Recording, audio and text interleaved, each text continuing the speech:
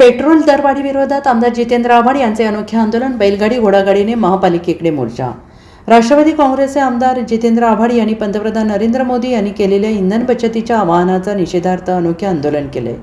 जितेंद्र आव्हाड हे घोड्यावर बसून तर त्यांच्या कार्यकर्त्यांनी घोडागाडी आणि बैलगाडीतून महापालिका भवनात प्रवेश केला। यावेळी बोलताना आव्हाड म्हणाले, उद्यापासून सर्व मंत्र्यांनी आपल्या वाहनांचा ताफा कमी करावा, तसेच मुख्यमंत्र्यांनी एकाच गाडीने प्रवास करावा। अधिकाऱ्यांनी देखील शासकीय वाहनांचा वापर कमी करावा। जर मोदी सरकारला खरोखरच इंधन बचत अपेक्षित असेल तर सर्वसामान्य जनतेवर भुर्दंड लादण्यापेक्षा स्वतःच्या ताब्यातील वाहनांची संख्या कमी करून त्याची अंमलबजावणी स्वतःपासून सुरू करावी, असे मत जितेंद्र आव्हाड यांनी व्यक्त केलं आहे। या देशाला संदेश आहे की या देशाची परिस्थिती काय पातळीवर आणून ठेवली आहे मोदी साहेबांनी।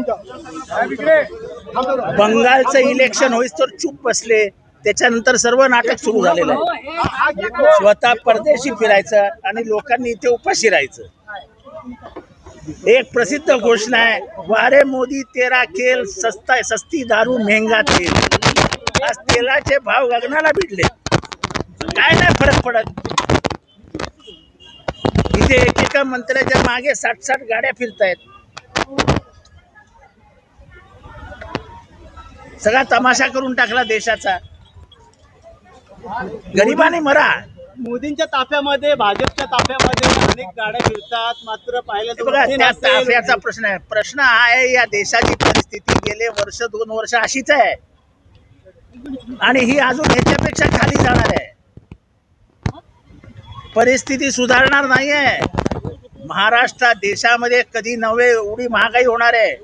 चायना युद्धाच्या वेळेस लाल बहादूर शास्त्री यांच्या काळामध्ये जशी महागाई झाली होती आणि त्यावेळच्या देशाच्या नागरिकांना जशी अमेरिकेला डुकरांना खायला घातलेली ज्वारी खायला लागत होती, तशी ज्वारी आणि बाजरी आपल्याला खायला मिळणार आहे। ते दिवस परत येणार आहेत। ट्रम्प आपल्याला मदत करणार नाही। ट्रम्प आपल्याला 30 डुकरांना खायला घातलेली ज्वारी, बाजरी, गहू ते आपल्याला पाठवणार आहे आणि परती दादागिरी पण करणार आहे। युद्धामुळे हा परिणाम झालेला आहे, मात्र पण आपल्याला कळायला नको कोणाची बाजू घ्यायला हवी। इराण आपला मित्र होता ना। जे बोलतात ना की चलो जिहाद करेंगे, जिहाद करेंगे, पेट्रोल जिहाद करा, आपल्या गाड्यांमध्ये पेट्रोल भरू नका, पेट्रोल भरू नका म्हणा गाड्यांमध्ये आणि फिरा घोड्या गाड्यांवरनं।